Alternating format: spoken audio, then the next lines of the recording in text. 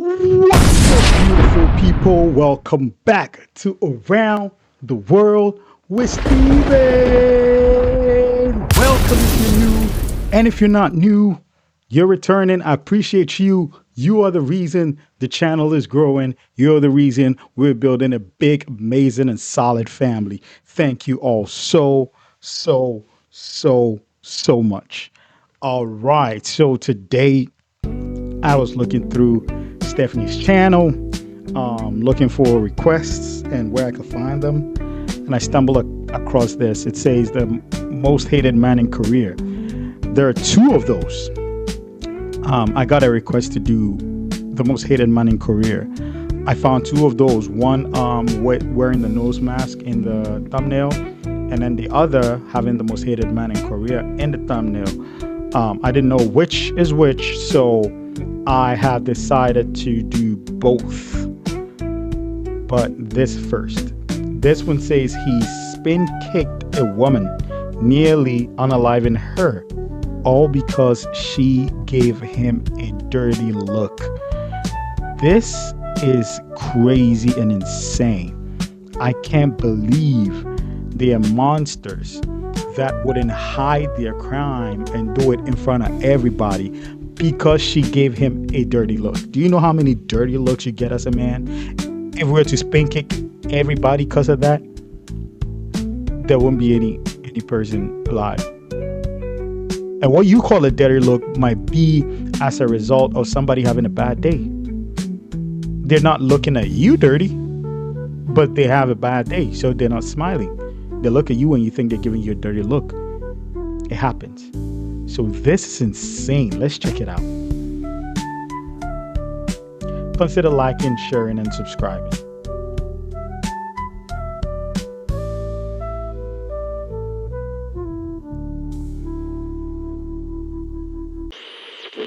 Bada bing, bada boo.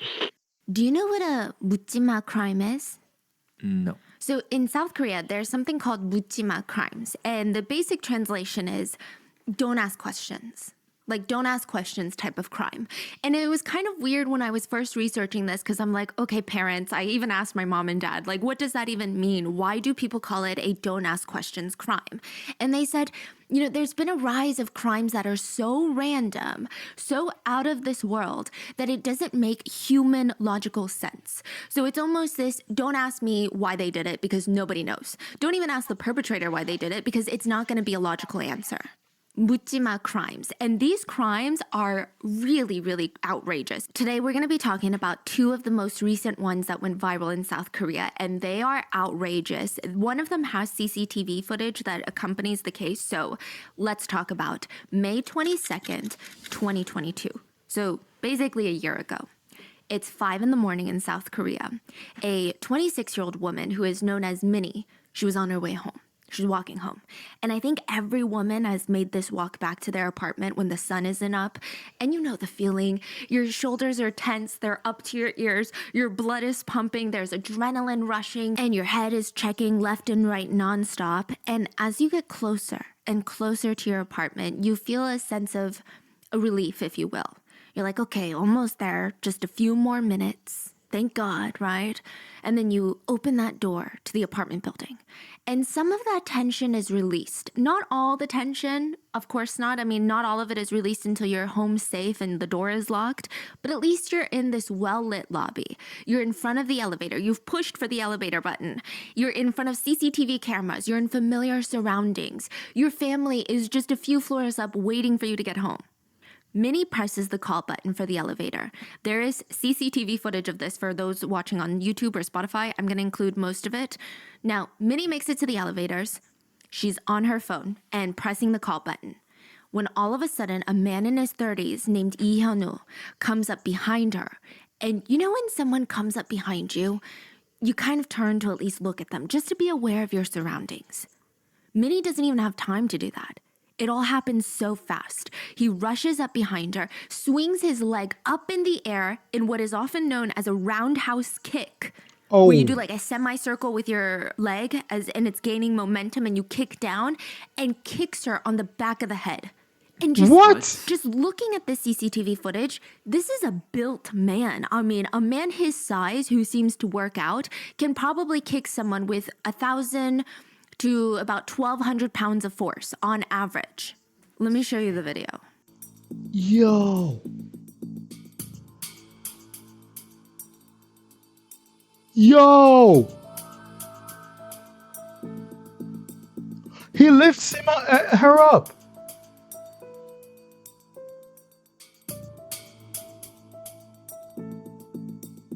So Minnie is kicked in the back of the head. She stumbles forward and the front of her head hits the building wall. So now she's slumped on the ground and quickly she's thinking of ways to protect herself from this random unknown attacker. She brings her Yo, this is insane. And the fact that the look was like a split second look. She was just checking to see who was behind her. That was the dirty look? What? And then did, oh my goodness. Oh my god. I used to say something like the best person to protect you is yourself. But at this point, with idiots like that roaming around, wow. knees up to her chest. She tries to cover her head with her elbows, but he's not done with her. He kicks her on the head 5 more times. She goes from being curled up in this fetal position to now being unconscious and laying stiff, like she's stiff as a board on the elevator floor. He kicked her out? Yes. Like, unconscious? Yes, all on CCTV footage. And he knows this. Everywhere in South Korea is basically covered with CCTV cameras. He takes her phone, picks her up like a rag doll, just using one arm. Imagine how much strength. I mean, she looks to be, let's say, average weight, 120 pounds in South Korea. He's picking her up with one arm, like a little suitcase. That's terrifying. Just think about how much force he's able to kick with if he's that physically strong. He picks her up and takes her to a corner of the building that has no CCTV cameras, a blind spot. He is there with her unconscious body for 7 minutes. For 7 minutes, he is with her. And these 7 minutes have been such a huge debate in South Korea. What the hell happened in those 7 minutes? What did he do to her? Will the victim ever even know the truth of what happened? But not only that, it was revealed that he had followed her home. There's CCTV footage on the street of the two of them. And whenever Minnie stops to check her phone on the street, you can see him in the back like a little stalker. Every time she stops, he would stop. He would hide behind a car. He would hide behind someone to not be seen by Minnie. The footage is, I mean, it's terrifying. It's just straight up a predator trying to hunt down his victim. But all for what? Literally why? Did he just want to stalk someone that day? Was he stalking her for a long time?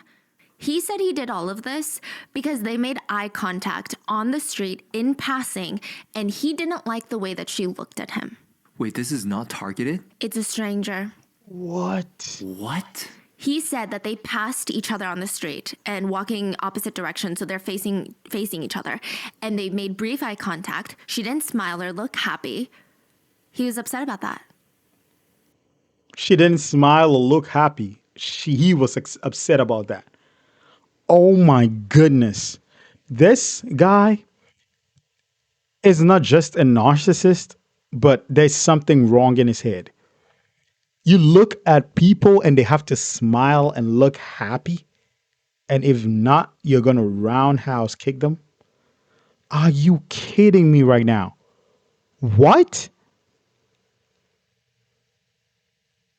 So he stalked.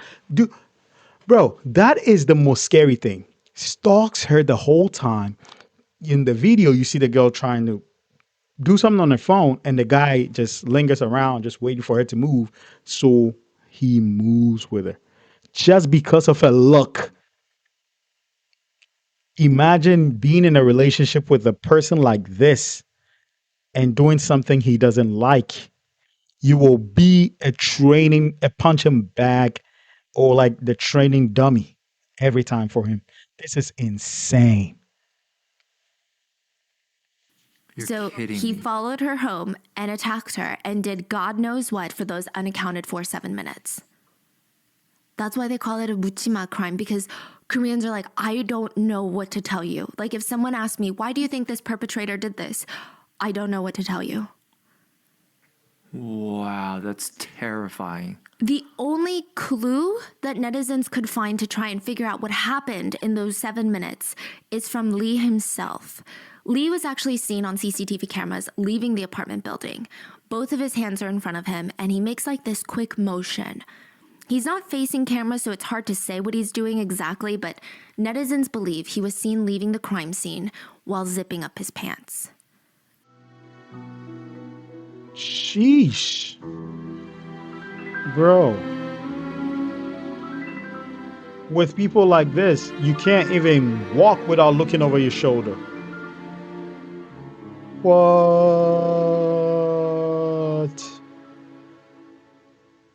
As always, full show notes are available at rottenmangopodcast.com.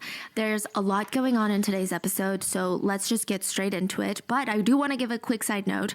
This is not like a woman versus man case or conversation, nor is this a conversation about just South Korean men or South Korean crimes.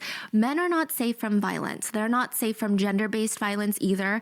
I don't want to dismiss any of that. I think all forms of violence are bad. And I've been really lucky to have really amazing male viewers who have been nothing but respectful and passionate about helping women feel more safe and comfortable in this world. So hopefully we can keep it that way in the comments. But let's get started. At 5:21 a.m., a resident of the apartment building walks in, and instead of heading straight to the elevators, they go to the area where the resident mailboxes were kept. And they notice a woman on the floor. So imagine you're walking straight to the mailboxes. It's kind of, the woman on the floor is in their peripheral vision. And I think if you just take a quick pass by, like peripheral glance, it's not uncommon for people to be passed out in South Korea. I mean, even in apartment stairwells, there's kind of a huge drinking culture there. And it's the weekend. It's a pretty safe country. But even then, there were a few odd things that made the resident take a double take. Like, wait, what's going on? First of all, there was someone laying in front of the emergency stair entrance. That's weird. And usually you have a lot of men that are passed out, but women typically don't pass out in public. And most obvious, once they took a second glance, they noticed that her face was badly beaten. Her shirt was lifted up, her pants were unzipped and unbuckled, and it was stated in reports that it was unbuckled to the point where pubic hair was exposed. Oh my God. And later, once her This SOB, this low life, this low to the ground piece of you know what, definitely did something to her. God, please do not let this video end like he was given a slap on the wrist. No, please no. I want to see the full rigors. He should be treated as though he unalived somebody, because this was attempted unalivement. That's what I feel. I don't care. her jeans were taken off by the medical staff. Inside, her underwear was just only on one leg. It's as if someone had tried putting them back on or hadn't taken them fully back off before putting her jeans back on. That is crazy. So she wasn't even hidden in like a room or anything. It was still somewhat public area. Like people can pass by easily. Easily. It's just a blind spot in CCTV, but it's not a hidden area. It's not a room. There's like glass doors, but they're glass doors. Jeez. Wow. Yeah. Oh my goodness. So Minnie is immediately rushed to the hospital. She had brain damage, a traumatic brain hemorrhage that took 4 months of treatment and copious medications. She had to have stitches on her head. There were bruises all over her face. She lost sensation in her right leg, particularly her right ankle. Doctors weren't even certain that she would even be able to walk after all of this. It would take weeks of physical therapy for her to learn how to walk again. But she still doesn't know how long she's going to be on meds. She doesn't know how long she's going to have PTSD and all these migraines that come with traumatic brain injuries. And I'm not sure if this is for the worst or for the better, but she doesn't remember a single thing about the incident. What? Not the kick, not the person behind her in the elevator, not a single thing. She woke up, realized she's in the hospital. She didn't even know why she was there. She's like, I'm in so much pain. What happened? She had something called dissociative amnesia. Authorities realized that she would have no idea what happened to her in the 7 unaccounted for minutes. The only person that would know is Lee Hyun-woo. And he was currently hiding out in a motel room with his girlfriend. Girlfriend? Yeah, girlfriend. He's like open. He has a girlfriend. Yo! He has Oh my goodness.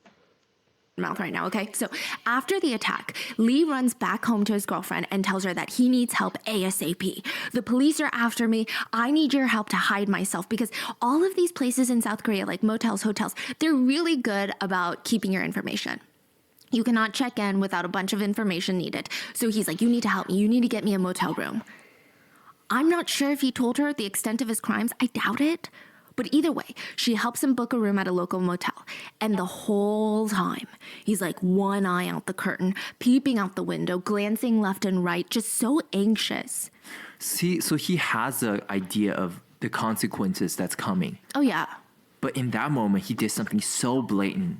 Yes. That's so terrifying, right? So he knows the consequences, but he still did it in that moment. Yeah. And I think he knew the consequences, but I don't think he cared that much. And I'll tell you why. So the girlfriend felt like something was off. Lee really isn't the type to be stressed out about the police looking for him. That's the type of person he is. He was practically a career criminal. He was in his 30s, but he had 18 previous criminal charges. Even before he had become a legal adult, he had been in trouble with the law. In 2007, he was arrested at just 15 years old for being the leader of a youth gang. So they would go around committing robberies, assaults, and if anyone messed with them, their specialty was to kick them in the face, literally. So I don't know how much the girlfriend knew about his criminal past, but there were some elaborate crimes. When Lee was just 21 years old, he somehow came into contact with someone who was trafficked into sex work. So she's a minor. And he either convinced her or threatened her to give up some of her clients. So Lee would take her phone, ask the clients, he would pretend to be her, ask the clients to meet up at random motels. And when they showed up, he would burst into the room pretending to be her older brother and scream, "She's a minor, I'm gonna call the police." And for good measure, he would kick them in their faces. What? He would demand money, otherwise he would kill them or call the cops. And they would typically cough up money. I'm not sure how many times he did this and was able to get away with it, but eventually he was caught and he was arrested. Even right now, in this motel room, hiding from the police, Lee had just gotten out of prison not too long ago. He tried to get a job. He was like, you know what, this time I'm going to change things because this guy has been in and out of prison his whole life. He's like, this time I'm going to get a job. I'm going to do things the right way. So he becomes a bouncer at a club. Now, just think about the bouncers at clubs and bars that you've seen and think about their physical stature. He's built. He's a big guy. Now, he gets fired promptly from this club because he just kept trying to take drunk girls home. Oh my He would goodness. use his authority as a bouncer and he would try to take advantage of them. And he would do this very blatantly in front of everyone, in front of the managers, the bosses, the bartenders, other club goers. Like he felt no fear. He wasn't hiding it. So whatever he did now to make him this nervous, this angsty to the point where he couldn't even sit still in this motel room, whatever he did, it must have been really freaking bad. So Lee asked to borrow his girlfriend's phone, and later she would find out that he would be looking up these keywords: attempted murder Busan, that's the city, attempted murder bleed to death, assaults nearby, assault leads to death, random 묻지마 crimes in the area. Lee was arrested 3 days later on May 25th. When he was brought in by investigators, he essentially played games with them. Okay, I'm just going to be real with you. Just his cocky attitude about all of this was so infuriating to netizens. He bluntly stated, "Yeah, I attacked her. Honestly, I was super drunk and I attacked her because we passed by each other. She gave me this dirty look." I think she even muttered something under her breath. So she... I listening to the whole thing, I think he's full of, you know what? He's full of turd. I don't think the girl gave him any look. I think he targeted her and wanted to essay her, followed her, got to a place where there was nobody, kicked her, and did what he wanted to do, and then zipped up and then left. There was no look. That is what I believe. I believe there was no look at all. Just a random stranger seeing somebody who he targeted because he's a predator. That's what I think. She started it. He stated that he was so drunk he didn't even know or remember if she was even a female. He's like, I wasn't trying to attack a female. It wasn't a gender-based crime, guys. I was so drunk. I didn't like the way that this person looked at me. That's it. Piece of shit. The police did not believe him for a single second. They found CCTV footage of him following her home for at least 10 minutes, and he's hiding. He's stopping every time that she stops. He's keeping his distance.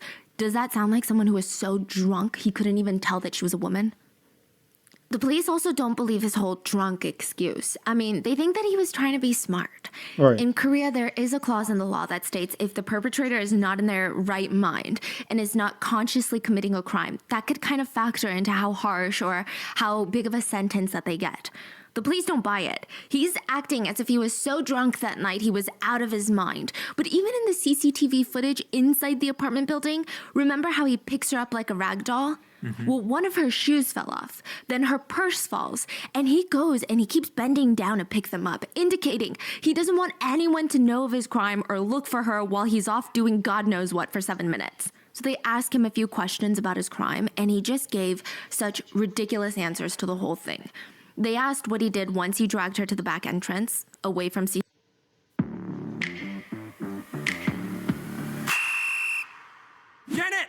When's the last time you had a vegetable? CCTV cameras. And he said, well, I was just lightly tapping her for 7 minutes trying to get her to wake up.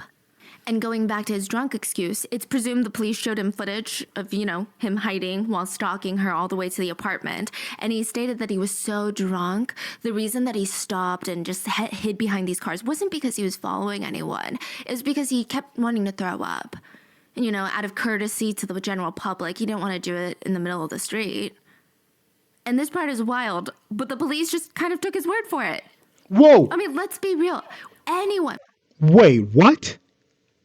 No. Oh, my goodness. The police did what? After seeing that video, watching him stop whenever the lady stopped, watching him pretend to do something so he doesn't attract the attention of the lady. And he gave you this BS story and you believed it? Yes, the police needs training, but those that believed him, they need to be locked up too. They are catalysts to all these happening. Oh my goodness.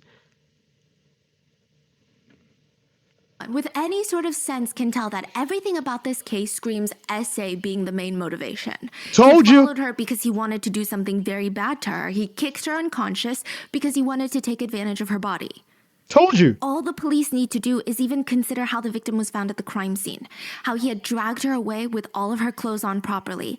Then he took her where there are no cameras, and suddenly her pants are found unbuckled, unzipped, her underwear had been taken off and was just on one leg now. Consider the facts, and you could easily charge him with SA on top of attempted murder. But the police stated, without the victim's testimony or an eyewitness or CCTV camera footage, it would be nearly impossible to charge him with SA. Especially since he was denying that he could ever SA anyone. How? Why? What do you mean you could never do it? Is there a medical reason you could never do it? And he said, no, I can never do that because I have a girlfriend. You piece of... Oh yeah, because you were just like a morally upstanding person. Oh my gosh. He literally said that. Side note, the hospital stated that they didn't get any DNA from the victim's body because they were so busy trying to save her life. Oh, come on. My gosh. But they did have her jeans and her underwear, which were tested very carelessly. So it's going to be tested again, but the very first time that they tested her jeans and underwear, it was like the worst job I'd ever seen. So they tested for DNA only on the elastic rubber band part of the underwear.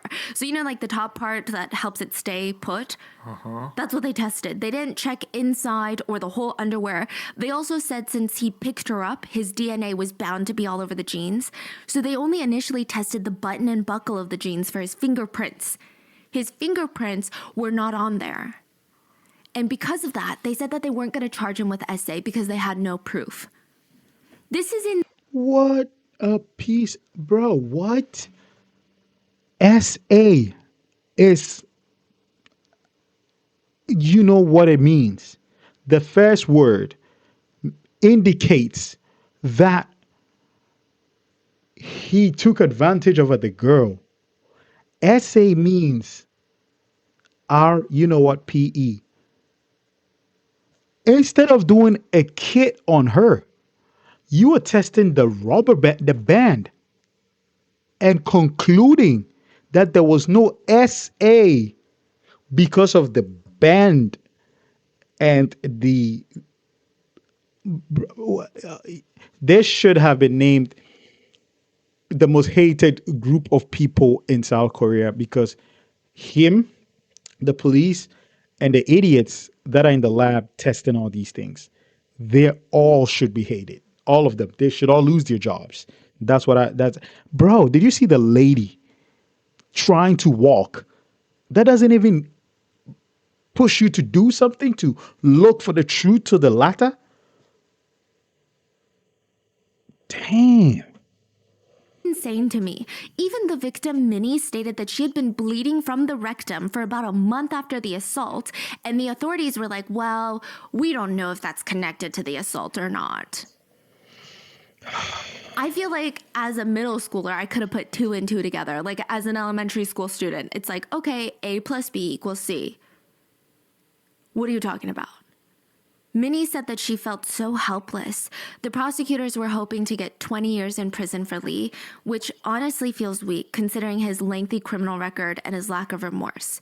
So he's getting charged the first time with attempted murder. Now, the problem is that's not really that good of a charge. Attempted murder, they're looking for 20 years. Because she's not really dead, is kind of, I guess, how they see it. That's crazy to me. Like, you tried to kill someone. Why does it matter if you failed or didn't succeed? Mm-hmm. That's wild. I think it should be charged just like murder, right? But attempted murder is about 20 years.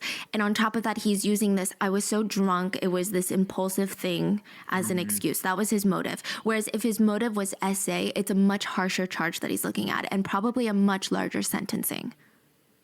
And the court couldn't prove that his motive is SA. Yeah, so with the attempted murder charge, he's saying, I was so out of my mind, I was so drunk, I wasn't thinking clearly, I was intoxicated. With SA, it's like, this is so premeditated. You followed her for the sole purpose of trying to do something to her. And then you did this for the sole purpose of doing something to her. Mm-hmm. So it's a lot more sinister, but they're like, we don't have proof that there was any SA. Yeah, so the first trial came and went. He didn't even get 20 years. The judge sentenced him to 12 years. 12. Why? He wrote a, quote, apologetic letter to the court system. Minnie didn't even know about this letter. She found out online that he submitted a letter, and she said, I wondered who he was apologizing to. I haven't gotten an apology yet. I haven't forgiven him yet. Who is he apologizing to?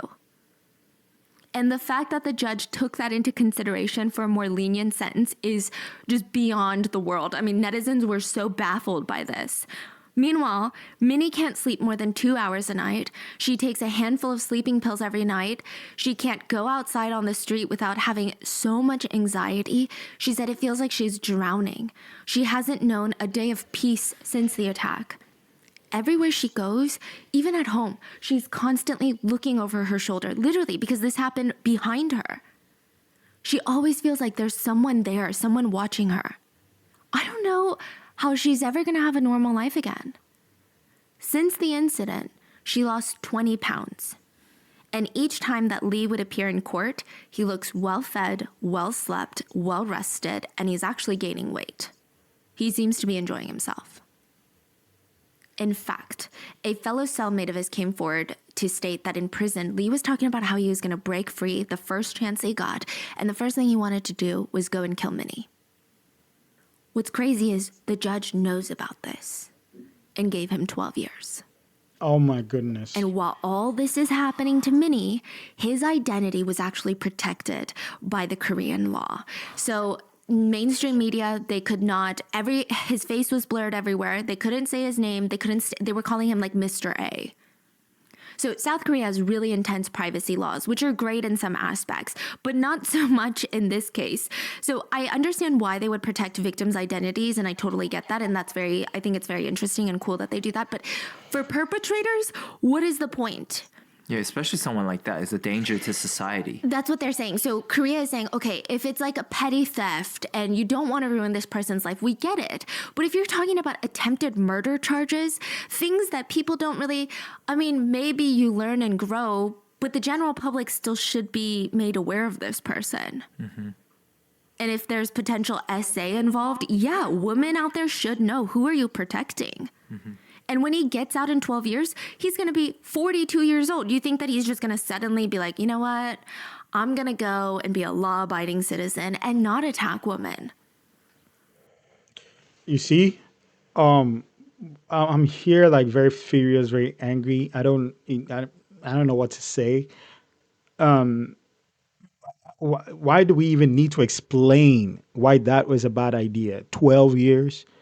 And for the judge to know that he was planning to exact revenge on Minnie, somebody you just kicked out of nowhere, essayed, and you are planning to have revenge.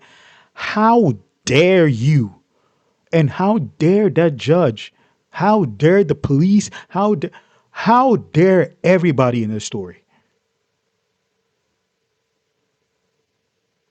How? I don't know what to say. Are the citizens watching this? I People have to get fired. People have to get shamed. People have to get chased out of their houses. People have to get water poured on them. People, oh my God. That doesn't make sense. Even the court stated that when he was tested for psychopathy, it's like the psychopath test. He received a high score of 27 out of 40. They also stated that he tested positive for high risk of reoffending. Yet, they're protecting his identity from what? And the only reason that we know his identity now is because of a YouTuber. Yeah. So there is a very famous, well-known Korean YouTuber. This is his channel.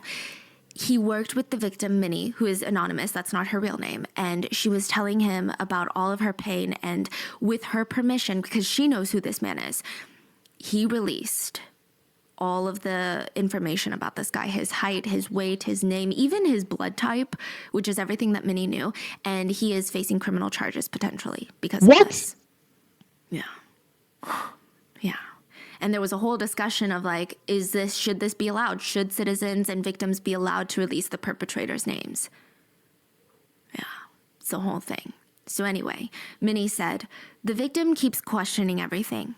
Victims will never forget what happened to them. It makes you feel like your entire existence has been wiped away. So why should the victims feel so small when the perpetrator seems to be able to retain their dignity? To make matters worse, on top of all of this, former friends and acquaintances of Lee came forward to state that Lee has always been like this with women. One former friend said that Lee would lurk around in playgrounds at night, and he would wait for women to pass by on their way home. So there's like, in Korea, there's a lot of playgrounds under apartment buildings for all the kids to play at. And he would know where all the blind spots on the outside CCTV cameras were. He would walk up behind women and kick them in the back of the knee so they would fall. Sometimes he would do other things to them, allegedly, and sometimes he just wanted to kick them for the act of degrading, hurting, and having power over a woman. That's why I'm saying, like, he must done this like in the past, right? This is not his first time. No. So how many victims in the past that's nobody ever talked about until this case? And how many of them don't even remember what happened? Because he worked as a bouncer at a club. How many of them, maybe did he drug, allegedly? Or how many of them has gone to the police and they didn't do anything about it? They're like, well, you don't remember. How is it a crime? Yeah, we can't find him. And they're still protecting his identity. They're like, wait, what if he gets out and wants to change his life? We got to give him a chance. He's had like 19 chances. Lee's former girlfriend said he always fantasized her about having non-consensual activities in the bedroom. He got off on the idea of coercing women to do things that he knew that they clearly didn't want to do. But the most damaging information that came out was a former coworker of Lee's said that he had some terrifying conversations with him. Lee would always brag about how he knew how to get away with essay. The key to essay, he said, was via the rectum. He said the rectum isn't as frequently tested for DNA evidence. And even if DNA testing comes back, it's very difficult to prosecute. And right before the crime, Lee allegedly told a friend of his that he wanted to, quote, be an animal, be a caveman with this victim that he saw. Basically, I guess the more direct translation is, yeah, he wanted to essay her is kind of the vibe. And even after the crime, he told the friend, I did it. I just did her. So that, coupled with all the other evidence, the investigators were forced to recheck the clothing for more DNA evidence. Lee's DNA was found in 5 locations of Minnie's jeans, 3 inside the jeans, and this time he's being charged with SA. Prosecutors were requesting 35 years in prison, and Minnie stated, "I don't remember what happened to me. I don't have any memory of the incident. So how was I supposed to know if or how I was assaulted? I mean, who wants to admit that they're a victim of sexual assault?" Her doctor testified in court that Minnie had general anal tearing in multiple directions. Minnie said that she wonders if all of this would have just been better if she died, because now she lives in constant fear every single day. So finally, May 31st, 2023, the judge sentenced him to 20 years in prison, which is 8 more years, but really not enough. I don't know why he didn't get 35 years. He's still only going to be, 51 years old when he gets out? His criminal identity, his personal information will be made public for at least 10 years after his release. He will be restricted from working with children for 10 years after his release, but after that, I mean, it's free game, I guess, for him. And honestly, it's just not good enough. Lee appealed his sentence, saying it was way too harsh. He said, "Considering I was drunk, I believe the appropriate time that I should be in prison is 3 years instead of 20 years. He said 3 years. What's up with this, consider I was drunk? Yeah. Yeah, which it works against women. If women are drunk when they're assaulted, it works against them. But when men are drunk when they're committing crimes, it's like, well, I wasn't in my right mind. And even though there seems to be justice, if you can even call it that, it just felt like women were such an afterthought in the entire justice system. The female victim walks out of this with less dignity and less rights than the male perpetrator, and netizens were left wondering, what's the difference between a roundhouse kick and a sashimi knife? Let me explain. This is all going to make sense. But we're going to talk about the sashimi knife murders in South Korea because they're somewhat connected to this case. And they're both 묻지마 crimes. So the first killing took place in Gangnam, which is like the Beverly Hills of Seoul, and it took place in a public restroom. Everything about this case is pure nightmare fuel. And it all starts with a man named Seungmin. Seungmin was 26 years old, and he had just been diagnosed with schizophrenia.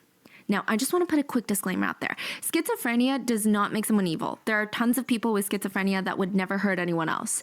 If we went by that logic, then not having schizophrenia would also make you evil because there have been so many cases of people without any mental health diagnosis that have committed atrocious crimes, like Lee. So I will say that. And I will say, though, that I do think that all mental illnesses, they do take a toll on people's lives. And I imagine schizophrenia is one that is especially hard to live with. I really admire those people that diligently try their best to take care of themselves and the people around them. And it's not easy. So I get that. But Seungmin's mom tried her absolute best to help her son. She took him to a psychologist in 2008. And she didn't really know what it was. There was just something a bit different about her son. She said that he seemed to have beliefs that just weren't aligned or grounded in reality. And when he talked, it felt like he wasn't able to filter his thoughts. It was almost like as a thought would come into his mind, he would blurt it out, and it was just this disorganized, jumbled up mess coming out. So she takes him to the hospital. The psychologist told Seungmin's mom that his schizophrenia was actually one of the worst cases that he had ever seen in his whole career. Seungmin was at the point where he was so far removed from reality that he couldn't mentally take care of himself. Self-care was not even a thought that came to his mind. And I'm not just talking about skincare or exercise. Seungmin needed full-time care. He needed someone to prepare his meals, to remind him to shower, to clean the house. But the doctor said, don't lose hope. Like most people with schizophrenia, Seungmin might improve drastically if we can develop a strict routine that he sticks to. We need to make sure that we get him on meds and he does everything that he's supposed to be doing. Have him take these meds, stick to a routine. It's not going to be easy, but we should be progressing. We should be okay. Seungmin's mom is doing everything she can. Everything the doctor tells her to do, she's trying to do it. I mean, she tried everything short of holding him down and force-feeding him medication. He just refused to listen to her. He didn't take any of her advice. His mental condition was worsening. And in 2011, he was hospitalized for 6 months. And this would just kind of set the pattern of his life. He would ignore his mom, get worse and worse until he's hospitalized for about 6 months. It was like a reset button. Then he would get out and the whole process would happen all over again. I mean, I sympathize with him because it must have been really hard for him and also his family. In 2013, he was hospitalized again. Then in 2016. Now at this point, when he's released from the hospital in 2016, he's 34 years old. When he's discharged, the doctors recommended that he live with full-time care. His parents are like, well, we can't really afford that. And also, no one's going to genuinely care for our son as much as we do. So we are going to be his full-time care. Everything fell apart when Seungmin and his dad gets into this huge fight. There's no information about what the fight was about, but afterwards, Seungmin and his dad's relationship was just completely shattered. It was broken. Seungmin packs his bags, and without a second thought, he elopes. So eloped is a term in the medical field for a patient who basically goes MIA when they most definitely should not be MIA. It's more extreme than an adult running away, or even a minor running away. A person who elopes in the medical sense is someone who physically or mentally relies on full-time care and assistance in order to function well in society. You cannot just run away into the sunset and live happily ever after. An eloped person is someone who has a high chance of hurting themselves or hurting others if they're not found. That's why if you report someone missing and they're an adult, the police will usually ask you, okay, are they elderly or do they have medical concerns that we need to be aware of? His psychologist, his parents, they start looking for him. The police get involved and he's considered a high priority missing persons case. Now, Seungmin is off the radar with his parents and the medical staff. He has no access to shelter, bathrooms, showers, and the most concerning thing, he has no access to his medication. And he's surviving on the streets of Seoul, but just barely.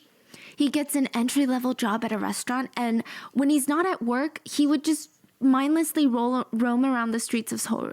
He would sleep on benches. He would sleep on sidewalks. His work gave him enough money to buy himself food every day, but that's it. He doesn't have money for a motel, for anything.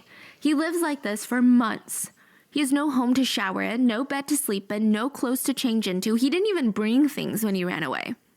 I mean, I feel a little bit of compassion for this guy because this situation it seems horrible, but the reality is he had a loving and supportive home that he could always return to. Most people in his shoes don't even have that. His parents are hopelessly looking for him. The situation got so bad that Seungmin's delusions led him to believe that he didn't actually have schizophrenia.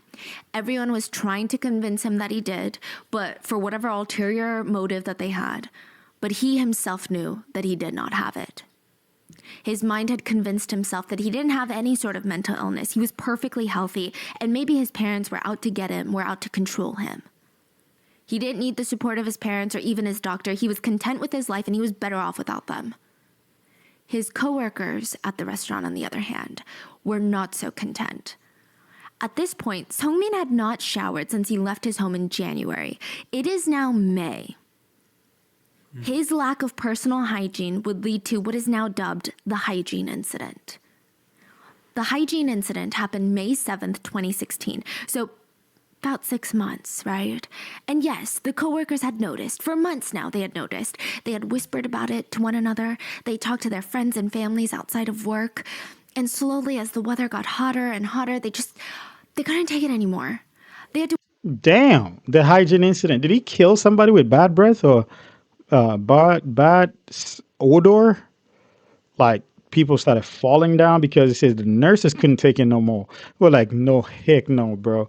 We got to get somebody to tie that guy up so we could go put him in a shower or something, because is that the hygiene incident? That would be crazy. Like, what? Dude, that nurse passed away from an underarm smell like that. Nurse, like, he said hello to people and they had halo because they were passing out. Oh, man. to work in this small space with him, and every time they passed by him, they would hold their breaths, trying to avoid breathing in.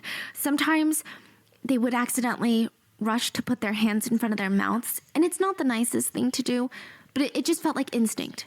Like it just kind of slammed up. You're at a restaurant, come on. Yeah. And maybe the meaner ones would crinkle their noses and side-eye him a bit, but overall, everyone tried to handle it maturely. They talked to each other about it, and eventually they talked to the managers about it. May 5th, the manager pulls Hongmin aside and said, "Hey, I didn't want to have to say this, okay? But your personal hygiene habits are negatively affecting the workplace. You've worn the same outfit every single shift, and if I'm going to be honest with you, the customers are even starting to notice the odor. I'm going to have to ask you to stick to the dress code for your next shift, which means you're going to have to shower, you're going to have to change your clothes." We don't know how Sungmin reacted to this. He finished the shift, left work, then came back 2 days later for his next shift in the same exact outfit. He hadn't showered, he hadn't changed, he hadn't even washed his hands.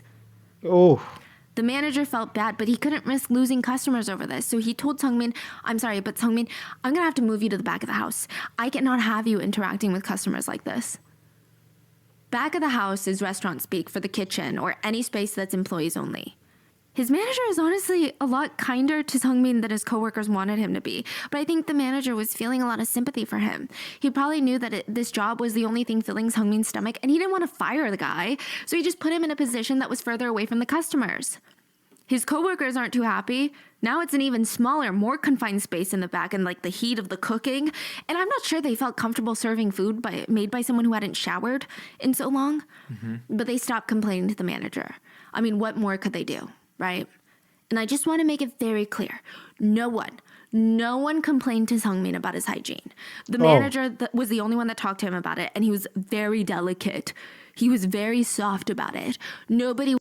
because how are you going to say it? How would that conversation start, bro? Like, because I don't want to say this. Please forgive me. I'm not going to say his name, but one of my old jobs, man, there was a guy like that.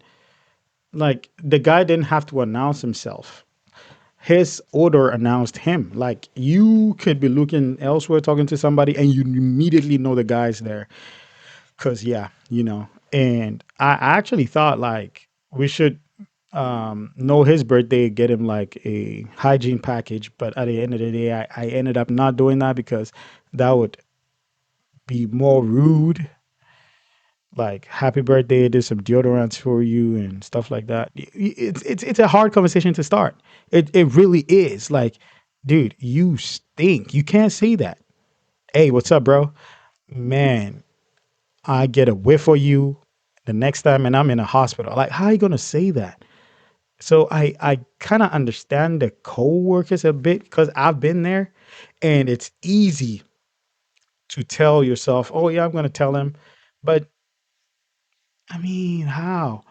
And he's a nice guy, like he has conversations, but yeah, with the conversations came another package that would send you to the shadow realm if you sniff it too much. So I don't know. I don't know. I can understand the coworkers. It's not easy.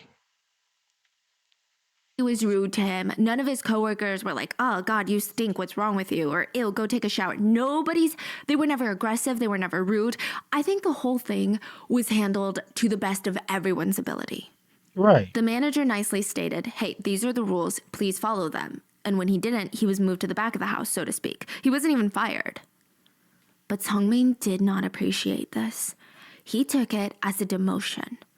I don't know if there was a pay demotion involved or in his mind, he felt like it was a demotion.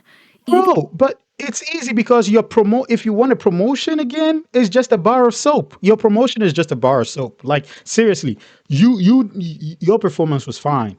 Your deodorant and bar of soap will take you back to your position. Yours was easy to figure out. It's different if somebody was just demoted because of a performance or because they don't know what they did. You know it. You know it. You hop into a Target, you hop into even dollar store, at the Korean dollar store, get deodorant, get a bar of soap, you're back to your position, change your clothes.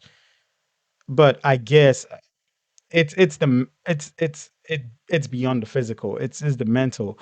And that's what's hard about mental health. Like they do not see what they're doing wrong, right? And he doesn't smell it. Like he doesn't see he's doing anything wrong. And he's working hard. That's what he thinks. And he's being demoted after working hard. And nobody's also telling him that, dude, your underarms are like waste management. Like they're not telling him that. So I understand. It's a hard situation. It really is. Either way, Sungmin was so hurt about all of this, and he blamed it all on his female coworkers. Oh no. He believed that his female coworkers had badmouthed him behind his back to the manager, and that was the real reason for his demotion. It wasn't his not showering. It wasn't his personal hygiene. No, that was just the excuse the manager was making. The female No. colleagues probably made up some crazy lies about him. Look, I don't know why he blamed his female coworkers specifically, but he wholeheartedly believed that these women were the cause of his demotion, and therefore they were ruining his life. He thought about this nonstop for an entire week. He would work himself up when he thought about these random female coworkers who made it their life mission to make his existence harder. It's like he wanted to feel angry. He wanted to feel like someone was out to get him. He couldn't get this out of his mind. And then, on May 15th, something else happened. Sungmin was walking down the street when he stopped and noticed something was on his shoe. A woman had walked by and flicked her cigarette butt at him. The story might not even be true, but according to Sungmin, in his mind, she did it on purpose to either A, make his day worse, or maybe she wanted to light him on fire even.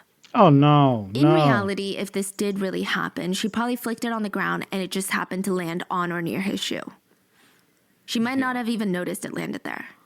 Yeah, like I cannot imagine how accurate you have to be to like Flick it at someone. on the shoe. Yeah. Right? It's not something you can easily do. And I feel like if you were to flick it at someone, there would be other things accompanying, like harsh words or some sort of look or glare, like a fight me type of action versus just like let me run. Yeah. So this guy was at his boiling point. He felt like his female coworkers were conspiring to get him fired. The woman on the street was trying to light him on fire, burn him alive. And after this cigarette butt incident, he said it's like he started waking up to how much women were out to get him. I think that's what... So he said he started noticing everything, that all the women in this world were doing to make him No. miserable. No. Sometimes they would just ignore his existence, which felt rude. No, your Yeah, they wouldn't- your existence comes with smell. Like it's different. The- it's I get it. But like, bro, you have a whole package, right? You're a nice person, you probably work hard. But damn, bro, like when you get into the room, a lot of flies, bro. Bar soap, deodorant will fix it. I think his level of schizophrenia is probably a red pill one or anti-feminine one, where he thinks the females around him are causing everything. Bro, no, no. And I think his condition would justify to him why that is true, that is right. But I believe your boss says this and this and this is why I'm demoting you. What do you have to do instead of complaining? Follow what he said is the reason and undo that, right? You stink so much, the customers are leaving with enjoying their good meals and a headache. So we're demoting you. Oh, what do I do? Just shower. All right, I'll shower. I'll change my clothes.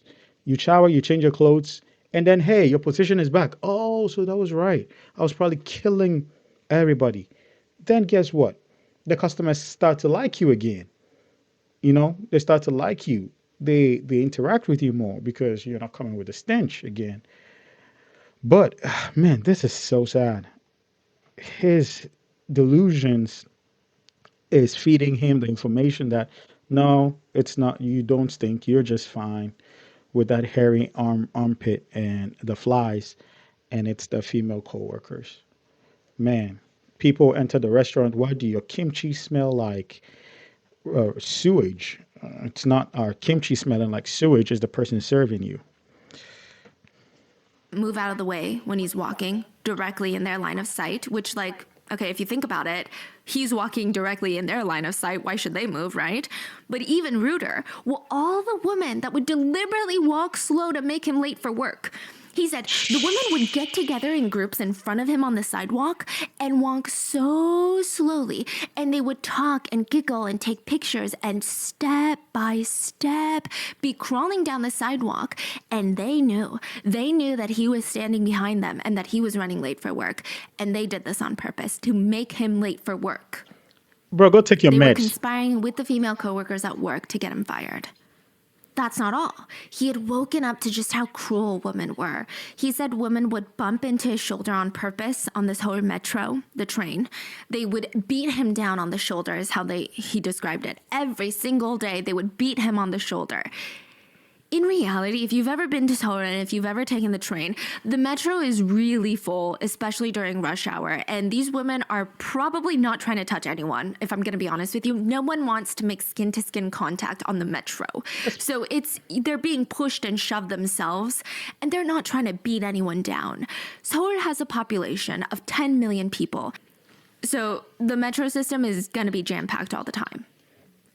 But to Seungmin, every day, without fail, women would get onto the metro with the sole purpose of beating him on the shoulder. The ones who weren't there to hit him were there to stand right in front of him and block his way.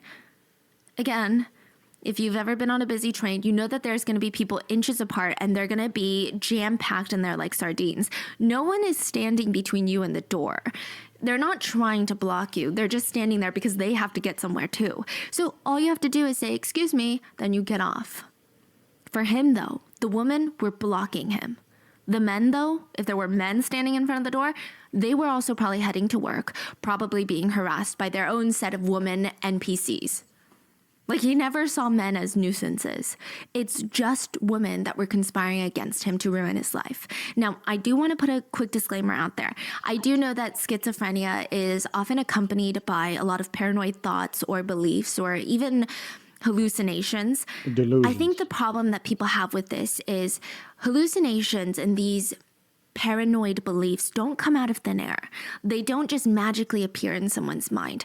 It's usually already trained by society. There must have already been some sort of deep hatred for women, or this conversation about women being nuisances or out to get men that must have stuck in his mind to then evolve into this huge belief of like every single woman is literally out to get him. And that's the problem.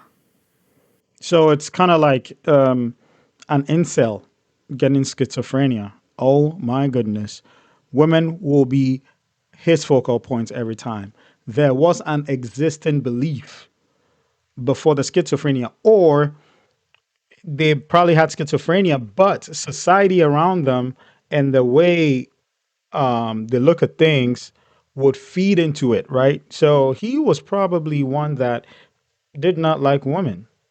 He probably wanted to get with a woman, wasn't able to get with them, or women weren't attracted to him, right? And then he formed that opinion in his head that women are making him late, women are making him this and that, and that's ridiculous. That honestly, really ridiculous, extremely ridiculous. And current society, where like a lot of the statistics are saying there are more men that are virgins now than there were. There are more men that are not married. Marriage is going down. Incels and red pill and all that BS going up. You will find things like this where people blame women for everything. Bro, your problem is a woman selling you a bar of soap at the counter.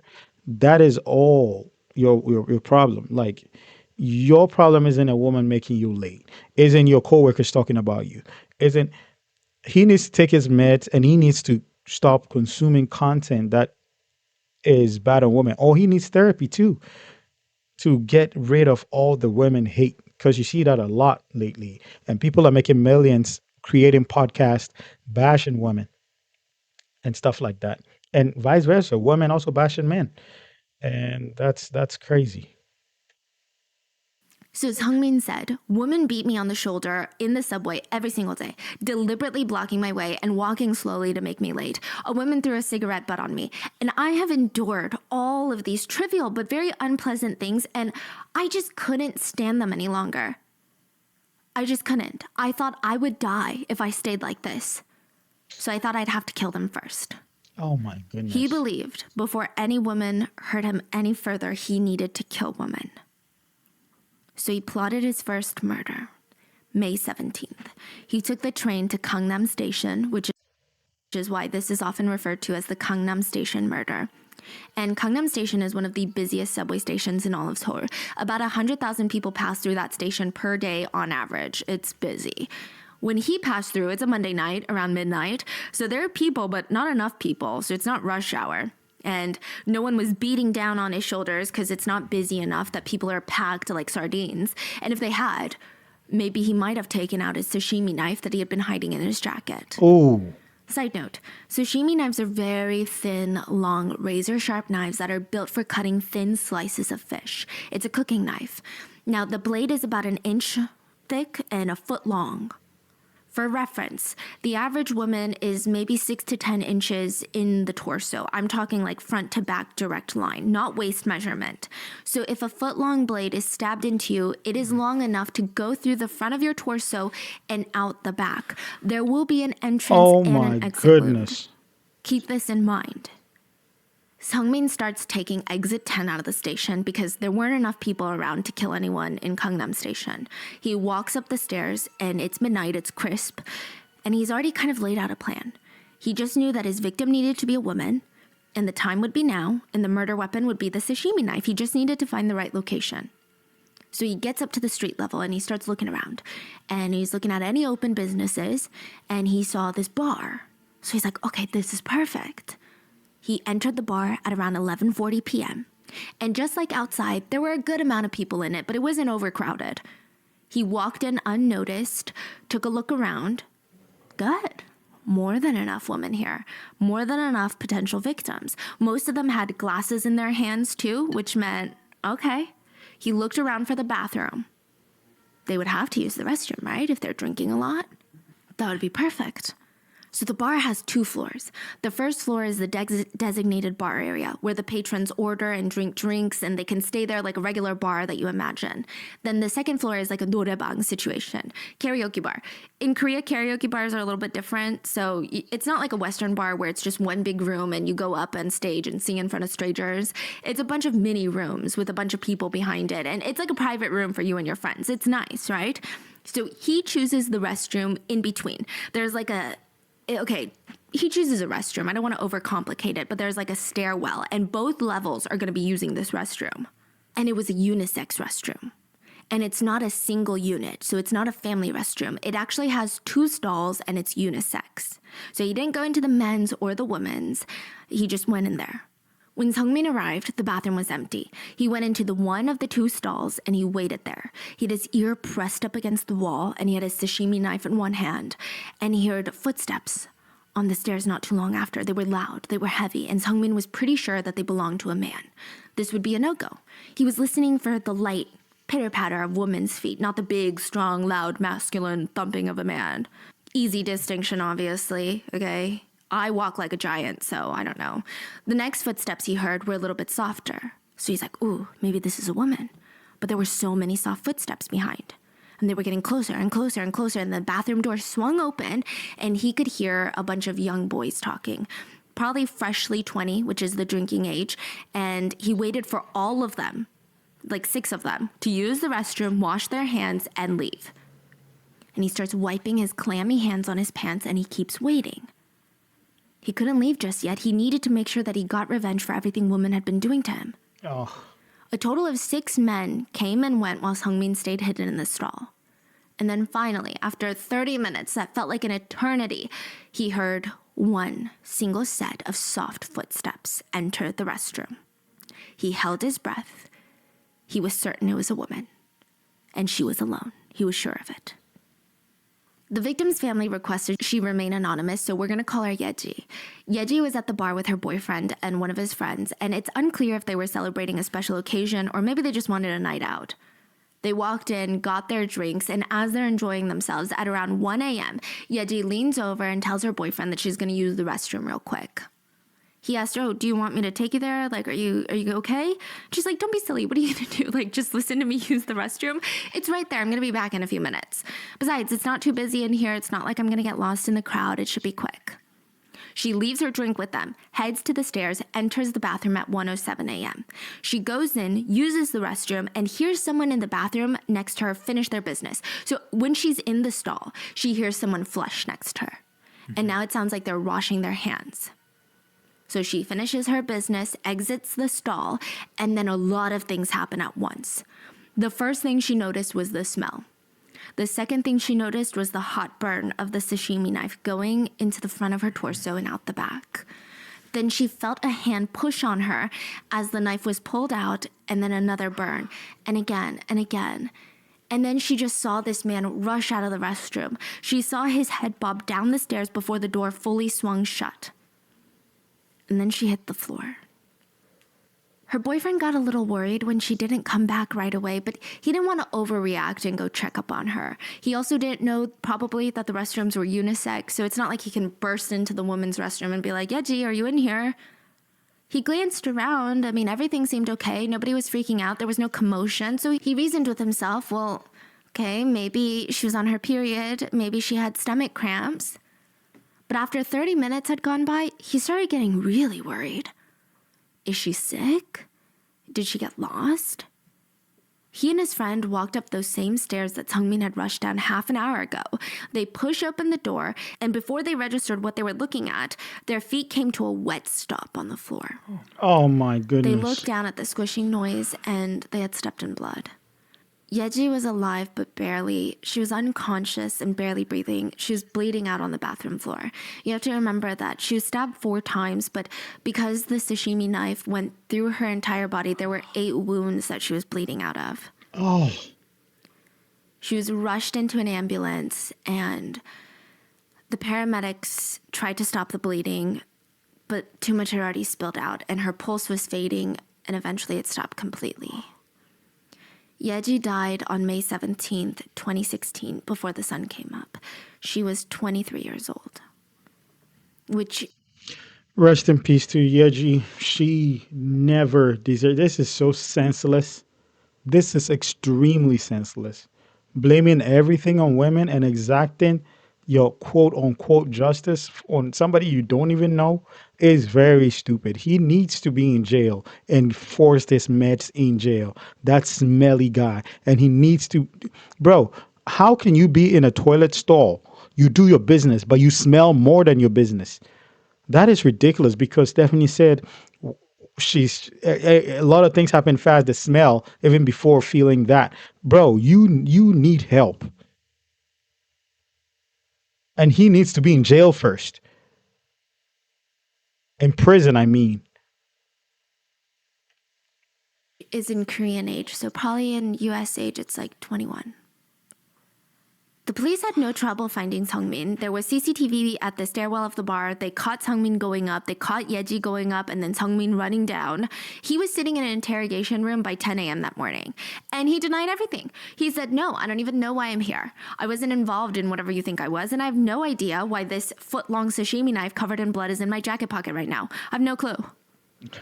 He still had the blood-covered knife in his pocket when the police arrested him. And he still denied all the charges. He was like, what girl? What murder? Who are you talking about? You have no evidence.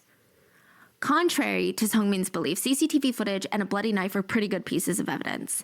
The police managed to bring him back to reality and convince him that, hey, the game is up.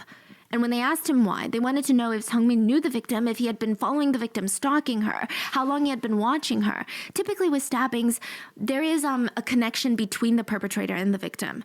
To stab someone requires you to get very close to them, to push the knife into them, and to look into their eyes while you do it. It takes a certain level of hatred. It takes anger. And usually there's some sort of tangible animosity there. But in this case, the stabbing was completely random. Yeji had no idea who Sungmin was and vice versa. So what in the world led him to do this? Sungmin said, women always ignore me, so I hid in the bathroom to kill a woman. Stop. Man, shut up. They don't ignore you. They are running away because you give them headaches. You stink so bad. What do you mean? Everybody ignores you. The reason bro, you think they ignore you? You analyze somebody for a problem a bar of soap could fix. You're an idiot. I don't care. You're schizophrenia. You need your meds, but you need to be in prison first. You need to be locked up. You're a menace. You are a menace. And you forget a woman gave birth to you? Oh yeah, a woman gave birth to me, but she was trying to get rid of me from her belly. Okay, it's giving incel, it's giving Elliot Rogers, and the police thought so too. Seungmin could already see the accusations forming in their heads, and they probably thought that this was some misogynistic incel that got rejected, hated all the women, and Seungmin wanted to make it very clear that's not who he was. He said, I have no vendetta against ordinary women. I'm not a misogynist. There were times in my life where I was very popular with women, and there were women that liked me. The crime was due to the actual damage that women have done to me. Nigga, you stop And showering. by actual damage, he's talking about the fact that women were walking slowly in front of him on purpose. The ones that beat him on the shoulder in the metro, the one that flicked the cigarette butt at him. He's saying this is actual damage. He said people who just hate on women randomly on the internet are childish, and he's nothing like them. He said that he has real life beef with women in general. And he's not a raging misogynist. He's saying, I wouldn't have hated women if they hadn't done all this to me. When Seungmin was in the interrogation room, it was pretty obvious that something deeper was going on. I mean, the police could literally smell it. His lack of personal hygiene suggested that he struggled with a severe mental illness and or was without a home, which was interesting because according to their police files, his mother was alive and well and avidly searching for her son. So they call in his mom, and she's the one to tell them about the whole situation, about his mental health, him not taking his meds, refusing treatment. But still, a schizophrenia diagnosis is no excuse for murder. They brought in 5 different behavior profiles to examine him, and they came back with a schizophrenia diagnosis. The police already knew that, but the psychologist said that he was deep in his delusions that day. They said he firmly believes in these vague feelings and thoughts that he has been victimized by women. And in his way of speaking, it's very certain that he believes that women are doing this to him on purpose.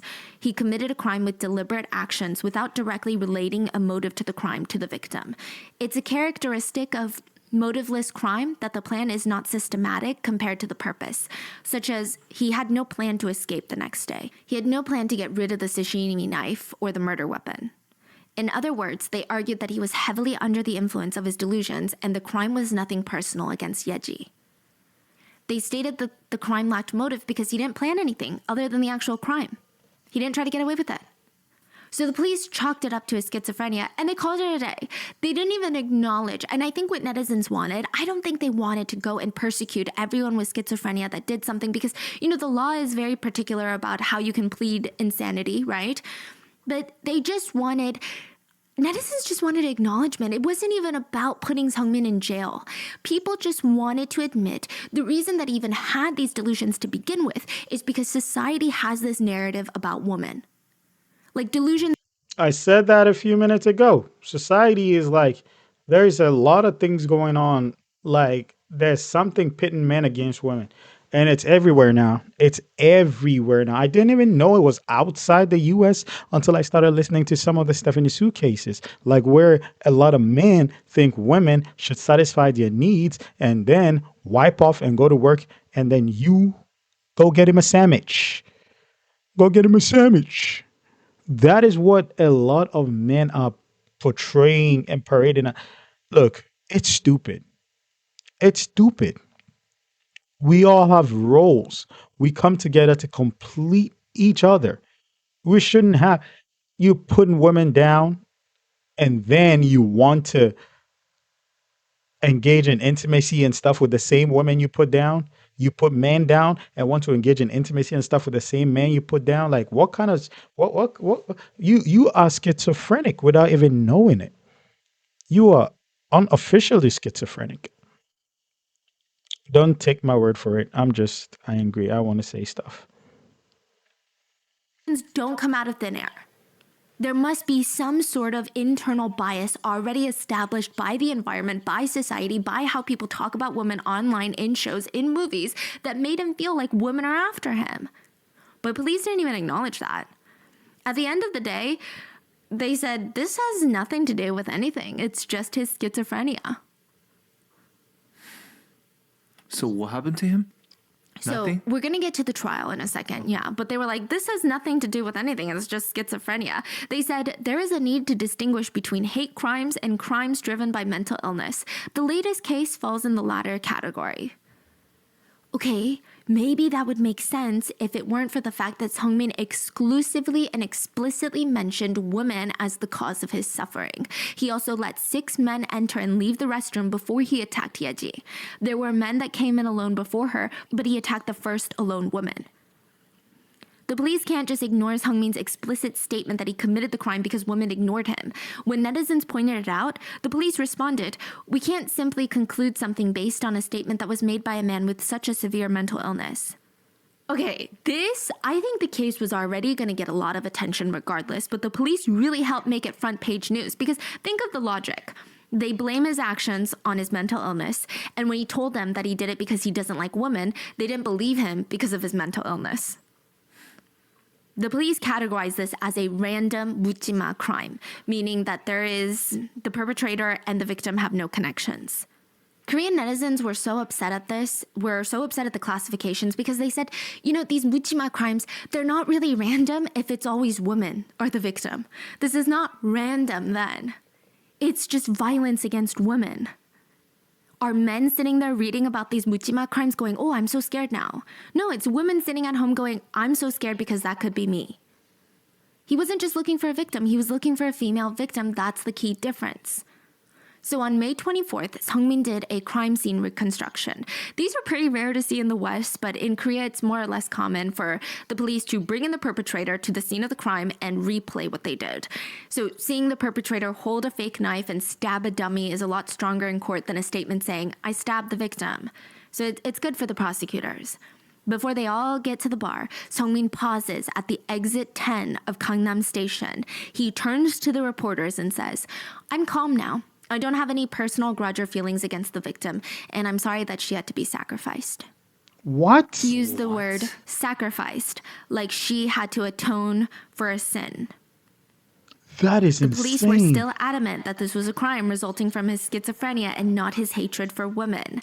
Netizens were baffled, especially after hearing that, because would it be unrealistic to assume that his crime was influenced by both his unchecked mental illness and his hatred for women? Like, it doesn't have to be either or.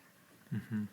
So his trial started in September, and the defense had a tough time due to the mountain of evidence. I think the bloody knife in his coat jacket is pretty hard to talk your way out of, but they did their best.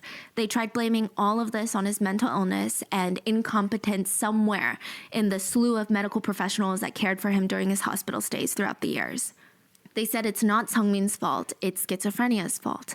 They asked the judge for a mandatory 20 years in a mental health facility and an ankle monitor.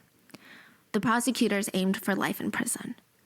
They brought out the overwhelming amount of evidence, and there was no doubt that Seungmin had murdered Yeji, but there was also the evidence that he was looking for a female victim. Seungmin was sentenced to 30 years in jail. Now, I think that there were a lot of mixed feelings about this in South Korea. I think there were feelings of, at the end of the day, he did what he did. He probably needs mental help more than jail. And then other people were saying, it doesn't matter. Like, this feels like a gender-based crime. So I could see both sides. The Korean Supreme Court denied Seungmin's appeal, and he will be in jail until 2046. Then he will be released back into the streets of Seoul. A few days after Yeji's death, netizens posted on Twitter about a memorial outside of Gangnam Station for Yeji.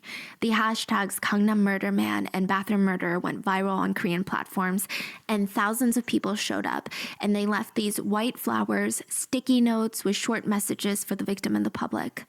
The window of the station was covered in a wall of colorful sticky notes. From inside, it looked like stained glass. Most of them read, "Female hate is a social problem.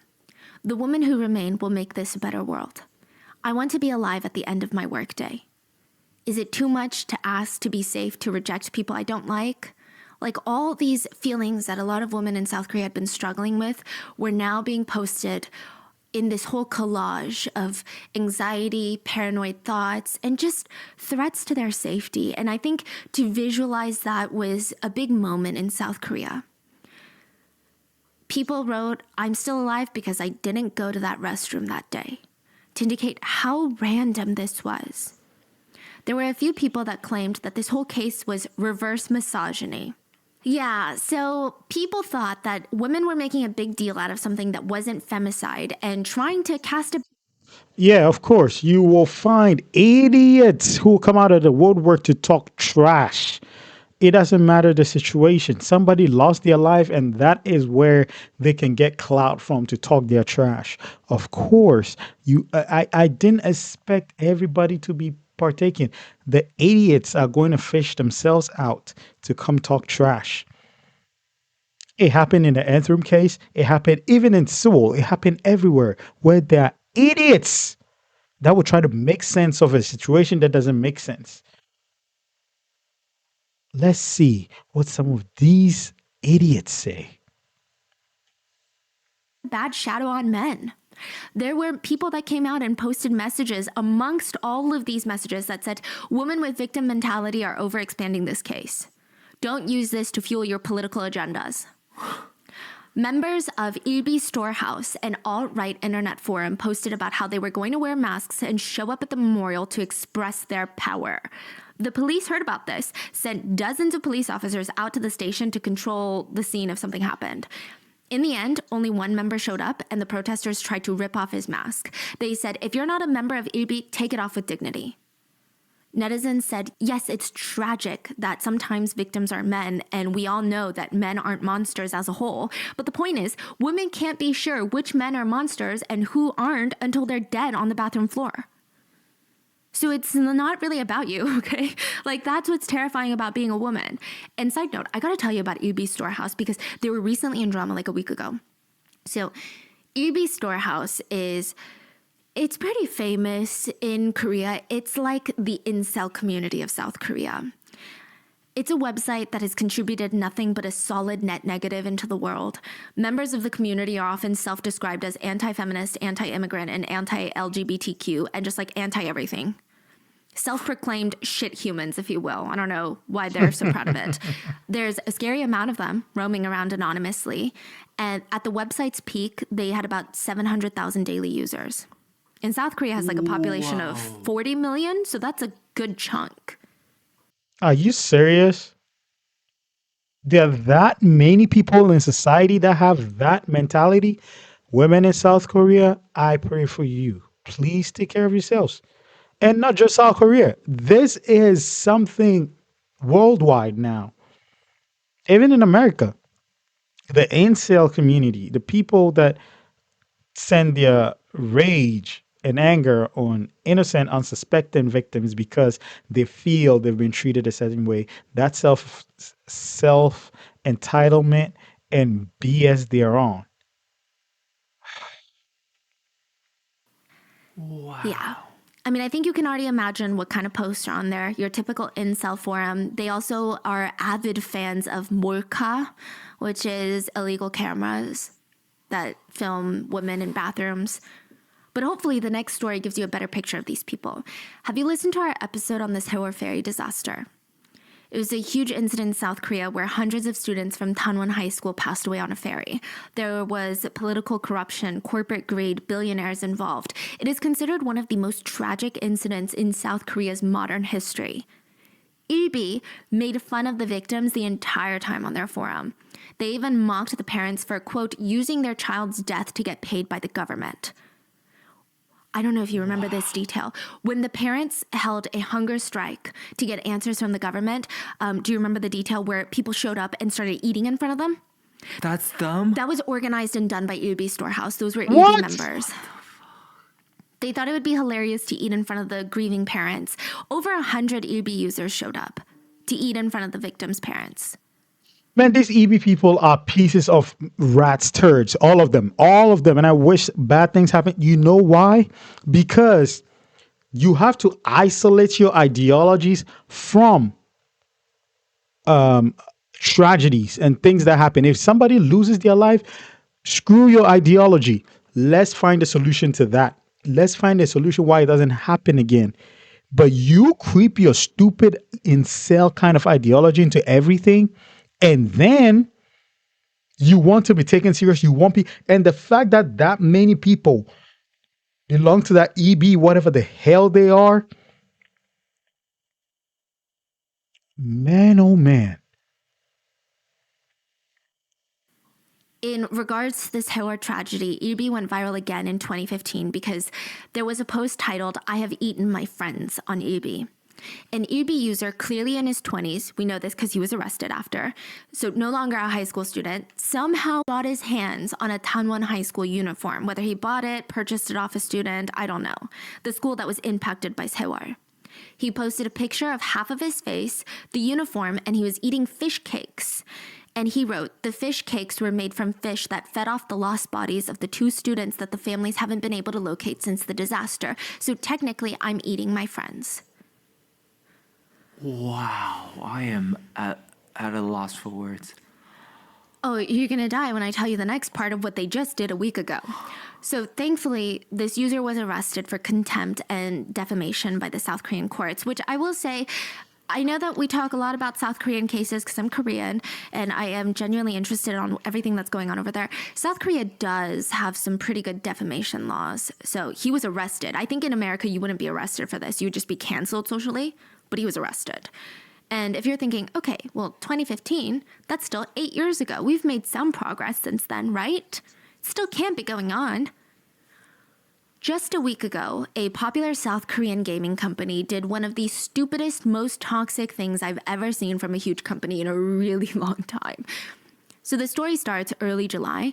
Project Moon, part of Limbus, announced their summer game event.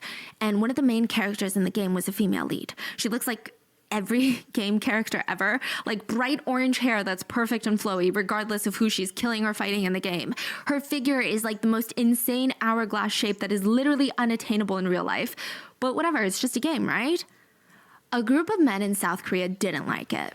They took one look at this game and started foaming at the mouth in anger. Like they were smashing their fists on their keyboard, joining internet forums, going crazy. The main lead of the game was wearing a skin-tight wetsuit. They said, "Why is she not in a bikini?" What? It sounds like I'm making this up. It sounds like this is something that happened a million years ago, like a troll event, right? But no, welcome to 2023. They start gathering on these forums claiming that the game developers must have hired a bunch of females to make this game. Why else would the female lead be so covered up? She's never covered up. The female lead is always in a bikini. So why this summer event is she covered up? It must be a bunch of women that designed this game. So she's supposed to be wearing a bikini. She's not sexy enough. They started writing the most heinous reviews on this game, accusing radical, quote, radical feminism to be the downfall of this company and the gaming industry as a whole. They started a witch hunt to track down the designer of this specific character, and they discovered the designer, It's a man. was a male designer. Well, then story over, right? Radical feminism over, right? A man designed this character. No. They argued he must have felt pressured to dress this character conservatively by his female coworkers. Side note, the character is wearing a skin-tight wetsuit that shows off literally every curve. Like, I hardly call that conservative. Again, are we seeing the problem here? They must find a woman at the root of this so-called problem. They start cyber-stalking every single employee that they could find online that had worked on this game. They went through each of their social media accounts, and one of the female employees had a tweet that she reposted from her personal account 5 years ago, and the tweet supported the cause to stop 몰래 camera, illegal spy cams in South Korea. The use of illegally placed spy cams in hotel restrooms, hotel rooms, motels that were targeting women. She retweeted the initiative to stop this already illegal act. It's already illegal. It's not like she's trying to make it illegal. She was fired from Limbus company after this quote came to light, as if this is like a controversial tweet. This is a week ago, 2023, Wait, 1 week the ago. The company fired her. Why? Because all these guys online were making such a big fuss about it, how she's a radical feminist.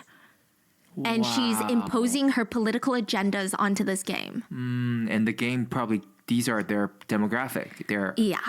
Oh my God. And I say this in quotations like came to light because she's not hiding it. The company fired her stating that they had company rules that each employee was to follow, and one of them included not voicing controversial opinions on social media accounts. Spy cams are illegal. To voice that you don't think people should be doing illegal things is now controversial. Imagine. Don't explain that. What? And the company fired? It's like, my wonderful people, right? You all have gotten me to what? 2,000 subscribers, and then all of you are raging because I'm not butt naked twerking on camera while reacting. Like, oh, yeah, I'm not doing that, knowing that that is illegal.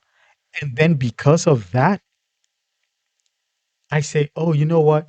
I don't want to lose you, so I'm gonna do it. It shows that I have no morals, I have no values. The gaming company is crazy for even considering that. These are radical idiots and incels that complain on other forums that women are cheap and give themselves out.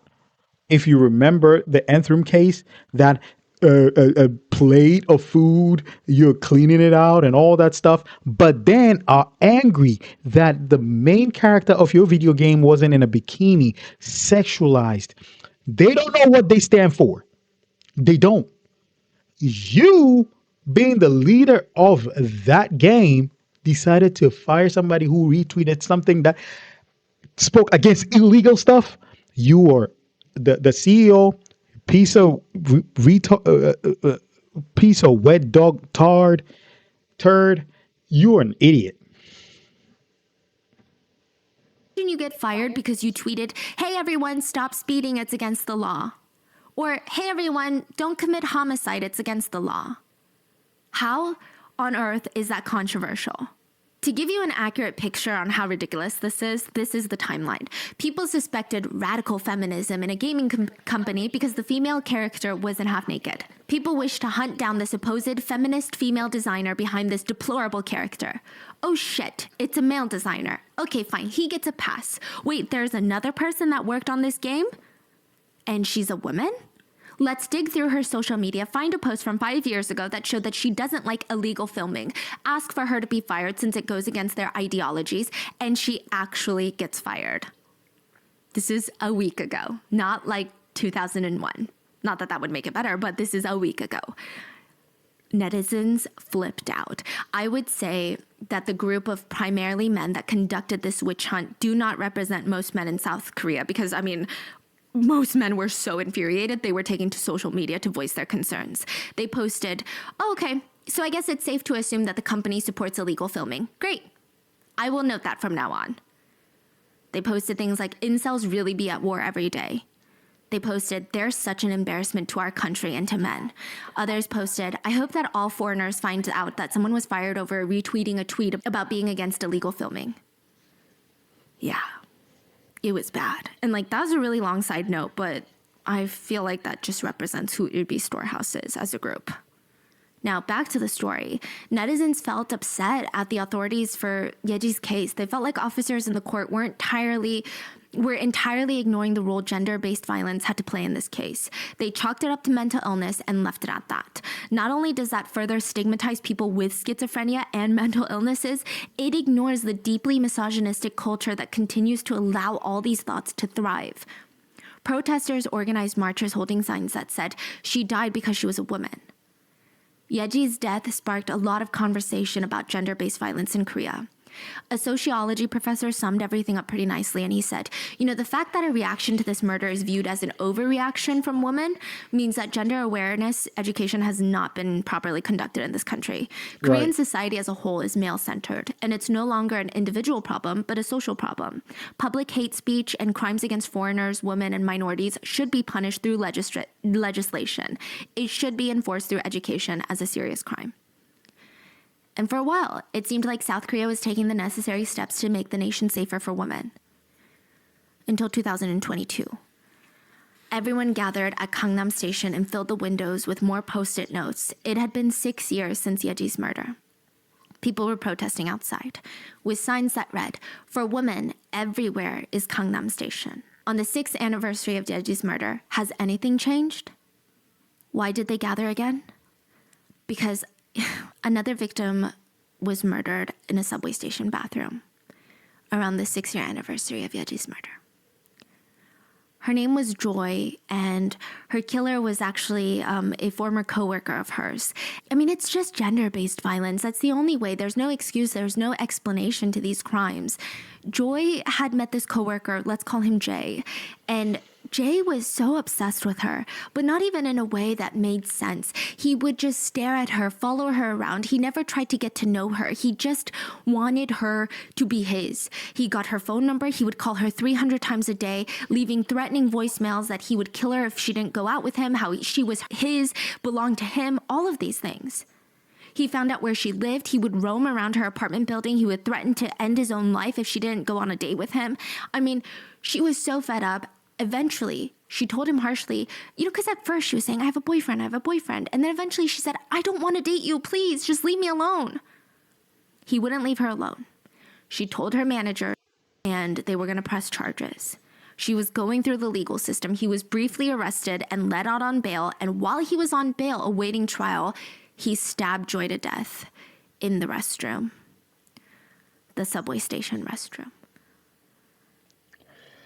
I mean, this case had so many similarities to the Gangnam bathroom murder that it immediately blew up, and netizens connected the case together. The president of South Korea had something very interesting to say about it. Instead of promising to fix these problems and prevent more women like Joy from being murdered in the future, he said, structural racism is a thing of the past. They're both Korean, by the way. Literally what? No one knows. This is like a Buchima tweet. Don't ask me why he wrote that. Yeah, everyone was like, what are you talking about? But it made sense because this is the same president that scrapped government gender quotas immediately after entering the office. There are currently 3 women in his 19-member cabinet. He has removed the term gender inequality from textbooks and canceled funding for programs that fight everyday sexism. Side note, His mother-in-law just got arrested, so I would say he's not having the best presidency right now, but anyway, yeah. Is he the one that got impeached? Because if he's the one that got impeached, then kudos to South Korea. They didn't need him. Is he the one that got impeached recently? Yeah, if you look at his face, you could tell he speaks a lot of garbage. That guy. That's crazy. He probably is a member of the eBay storehouse, whatever the hell the useless group is. He's probably a member. After Joy was murdered, the citizens of Seoul gathered outside the bathroom entrance and created a sticky note memorial, just like the one outside Gangnam Station. They wrote things like, "We survived another day. How many more women need to die for this country to change?" And I think the one thing that stands out to me is that through all of these don't ask questions cases, there is this underlying idea that some people have that women were created for men. Like in the Busan roundhouse kick, Lee believes that women exist to fulfill his sick fantasy that he has with non-consensual SA. Even a glance on the street must have been for him. And in Seungmin's case, he believes that women exist to make his life harder. Everything they must do, they do because of him, to make his life rough. They must be walking slow because of him. Not because they're having conversations with their friends and they have their own lives, but it's for him. And South Korean netizens are fed up. This could also explain why South Korea has one of the lowest fertility rates in the world. A lot of Korean netizens believe without fixing societal problems, it's going to stay that way. Women are just over it, to put it nicely. They're not getting married. They're not having children. And I just want to point out, women do not exist for men, and men would not exist without women. So let's just all be nicer to one another, you know? And that is today's case. And again, this is not a women versus men topic. And if you as a man are watching this and you feel like it is, I think that would be a really good moment of self-reflection because I think most men that watch these videos and are in my personal life, they don't ever see these cases as men versus women. They see it as, how do we help? What can we do? So make sure to leave your thoughts in the comments. Please stay safe. I will see you guys on Wednesday for the main episode. Bye. My goodness. Yeah, I don't know what to say. And the fact that these happened recently, like 2022, 2023, people spewing that kind of garbage in 2023, 2022, you could tell there's something really wrong with society. And evidently, she said, Stephanie Sue said, South Korea has low low fertility rate. It starts from the ideology, and then it shows in society. It like the results are there to show. It will absolutely show. Pitting men against women is an agenda. It's an agenda that exists because a few people know if men are against women, things they want to happen will happen. They get a lot more money in their pockets, and then we're too dumb enough not to see it, not to see that we need each other. The fact that we have men creating those groups belittling women, showing that women are theirs and this and that, and women are promiscuous, so we call them dishes, and also in the same vein getting angry that a video game didn't have the main female character wear bikinis. Crazy. Are you for decency or are you not for decency? Which is which? You are confused, a confused bunch of young men that are going to grow up to be useless pieces of you know what. And the law doesn't help either. Like, the law does not help either. It's like perpetrators work against the victim, and then when it's time for them to face justice, it's like, oh, that's their first crime, that's a perpetrator, oh, he's not going to do that again, and all that BS. Really? How are you going to reform people with that mentality? It's like you want that to keep happening, and women becoming so like defenseless and have to look over their shoulders and stuff like that. That is ridiculous. I'm so disappointed in both stories. The second one, not. I'm disappointed with the eBay storehouse group bunch of pigs doing what they're doing. The first one, I'm so mad at the justice system. That is crazy. I hope things get better. I hope through these videos people get to realize that it's not a man versus woman thing.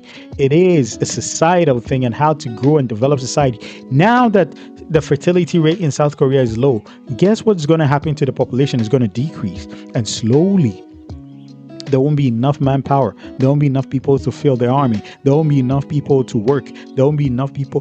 They would have to invite other people from elsewhere. Just because a stupid ideology was leaked into the citizens, and the men, some of the men were so dumb enough not to see it.